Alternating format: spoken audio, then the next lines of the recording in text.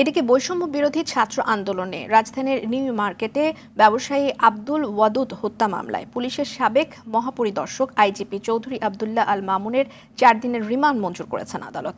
একই মামলায় ঢাকার দক্ষিণ সিটি কর্পোরেশন 26 নম্বর ওয়ার্ডের সাবেক কাউন্সিলর হাসিবুর রহমান মানিকের 5 দিনের রিমান্ড মঞ্জুর করা হয়।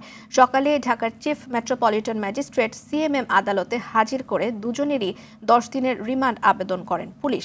আসামিদের আইনজীবী রিমান্ড বাতিল চেয়ে জামিনের আবেদন করেন। উভয় পক্ষের শুনানি শেষে ঢাকার অতিরিক্ত চিফ মেট্রোপলিটন ম্যাজিস্ট্রেট মাহবুবুল হক তাদের রিমান্ড আদেশ দেন।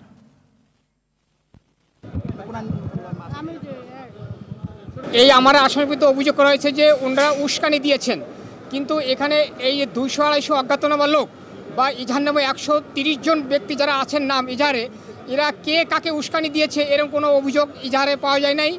তাদেরকে এইগুলার রুটিন মাফিক তারা একটা শোনেস দেখানো একটা তাদের একটা কালচারে পরিণত হয়েছে, এর কোনো ভিত্তি নাই।